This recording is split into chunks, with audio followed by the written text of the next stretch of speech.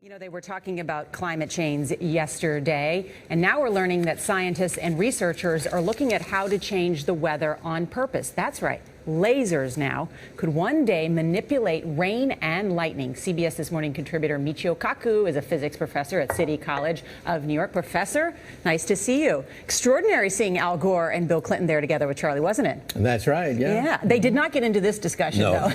But it is fascinating. I mean, lasers, really, to change the weather? That's right. Well, as Mark Twain once famously said, everyone complains about the weather, but no one ever does anything about it.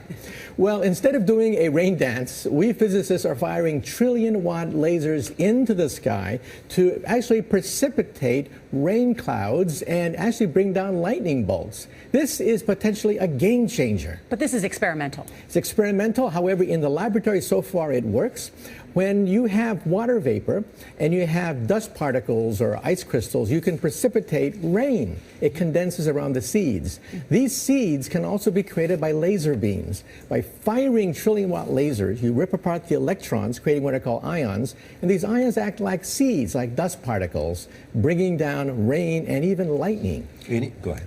Well, this fascinates me in part because, too, I remember reading the stories that China had used this during the Olympics, that the USSR had used this after Chernobyl to create rain clouds. I mean, did those really work then? We have some of these capabilities now? Inconclusive. Even in the 60s, the CIA used this to bring down monsoons during the Vietnam War, to wash out the Viet Cong. Governments have been playing with this thing. Alleged to. Alleged to, right. Yeah. Now, we realize that for decades now, these governments have been alleged to have experimented with weather control, but nothing conclusive. This time we're bringing in the laws of physics rather than simply waving our hands and uttering mumbo jumbo. We're actually using trillion-watt lasers now. And in the laboratory, sure enough, they precipitate rain out of water vapor. Sure enough, you can actually bring down electricity down the beam. So what does it mean for drought areas that need to have rain for crops? And if they don't have them, there's the consequences of famine. Well, the bad news is if it's a clear blue sky, it's not going to do anything at all because it only takes water vapor that's already in the air and condenses it. However, for floods, for agriculture, farmers, for people planning wedding parties, football games, you name it, outdoor events and agriculture and flooding and even hurricanes, all of them could be subject to weather modification. Incredibly interesting, Professor Michio Kaku. Bloomfield, Michigan, 1942.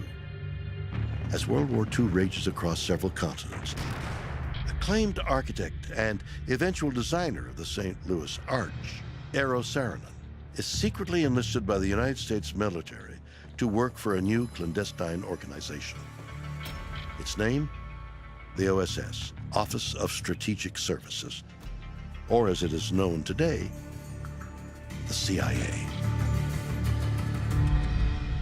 The fact that Eero Saarinen was in the OSS designing weapon systems during World War II, and at a time when the OSS was looking into ways to weaponize weather, makes his whole connection to the design of the St. Louis Arch extremely interesting. Now, that isn't to say I believe it can control the weather, but it does open the door to the idea that it might have been one of the things Saarinen was out to achieve. While at the OSS, Saarinen designed buildings and weapon systems, many of which were never completed or built. Is it possible he later used these secret plans to engineer the St. Louis Arch, creating something that can actually control or perhaps harness the weather? Controlling the weather is the ultimate superweapon. It's even more powerful than the atomic bomb. So if Eero Saarinen was involved in analyzing and studying the possibility of weather modification, and you put all those factors together, and I think you have a guy that basically conducted a big, giant weather modification experiment with the St. Louis Arch. Weather as a weapon? There are some who think the idea is not as preposterous as it seems, especially when considering that even today, many world governments are pouring millions of dollars into research designed to manipulate weather. I think weather modification has definitely been an ongoing endeavor of governments all over the world for decades. St. Louis Arch appears to be an experiment in weather modification. The HARP device appears to be an experiment in weather modification. Who knows what the Russians or the Chinese are doing?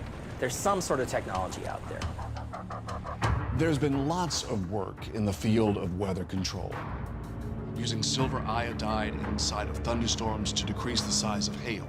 That goes on in many parts of the world to alleviate that problem. They're always firing rockets into the atmosphere in China to manipulate the weather. But is this a good idea? You wonder if you could steer a tornado. What would it take? Even a nuclear weapon might just nudge it, if even that. One challenge with that is your shock wave is going to be hard to focus, perhaps, and it might cause the damage you were hoping to avoid with the tornado. I would be looking at how much can I control or change local pressures in the atmosphere near and around the tornado. These are forces at work that could wipe out major cities. And we're finding out every day new things that we've never seen before. So maybe the lesson learned here is we shouldn't meddle with forces that we don't really understand.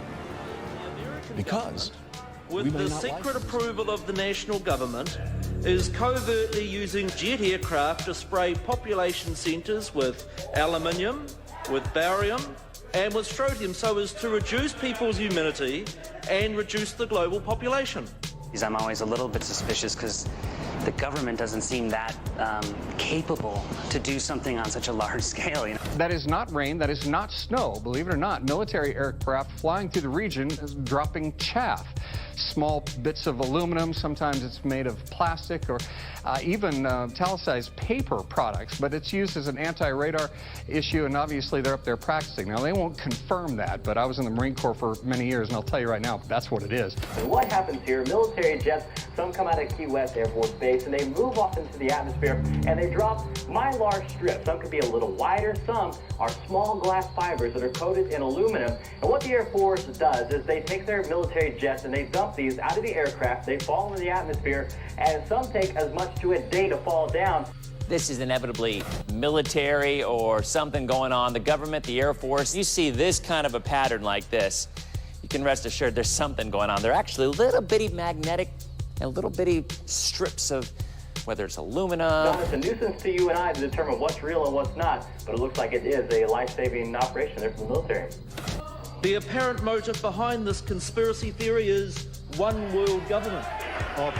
Order, I cannot hear. Mr. Speaker, I want to assure the House that both my ministry and my colleague, the Minister of Health, who have received correspondence on this issue, that this conspiracy theory does not have an iota of truth, and that the trails observed from aircraft simply come from jet engines. Question number 9 of order.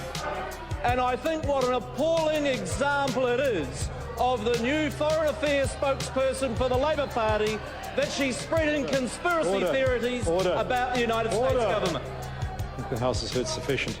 It is called geoengineering, fighting global warming by putting a chemical dust in the atmosphere and reflecting harmful radiation back into space. We take geoengineering to mean deliberate, large-scale intervention in the Earth system.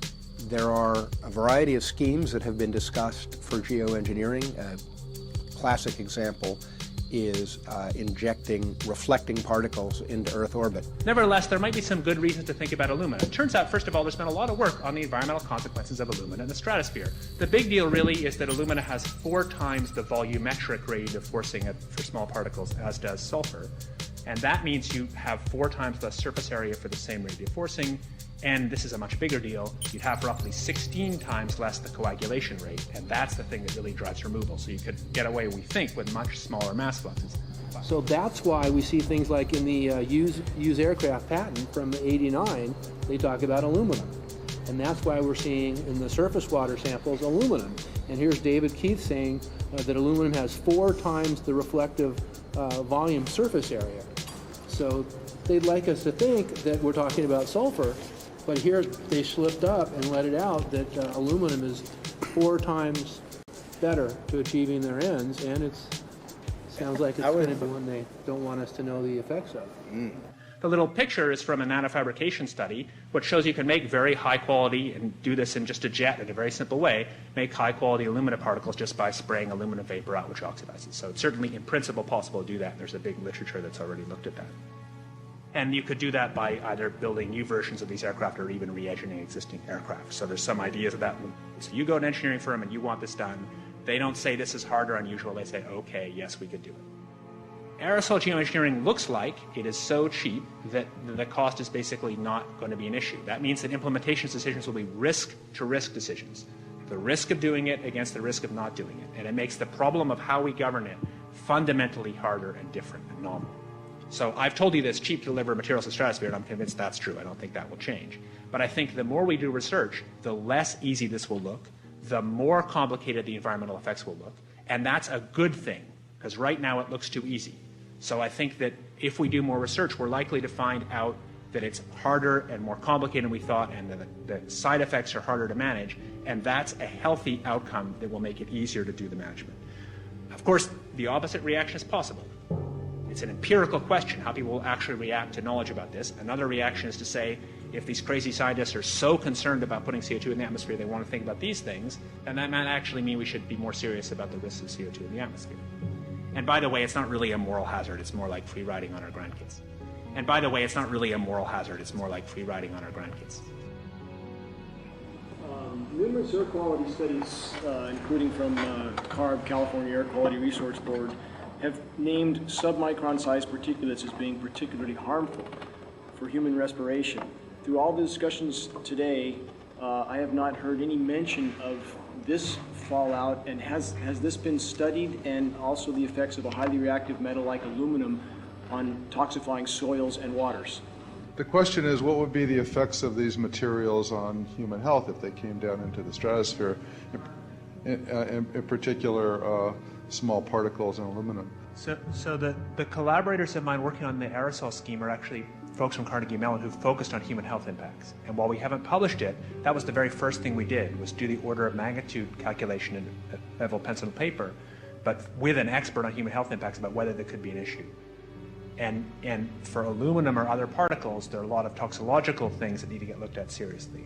But if you're just thinking about the sheer number of particles and the human health impact of small particles, the answer is, well, we haven't published it. That was the first thing we looked at with some of the leading experts who do epidemiological research on human health impacts, and it's not even close to being an issue. To clarify, so 10 megatons of aluminum dumped into the atmosphere will have no human health impact. So let me be more careful here. We're to separate out the toxicological. So the alumina, we've only begun to research and published nothing. The alumina, we've only begun to research and published nothing.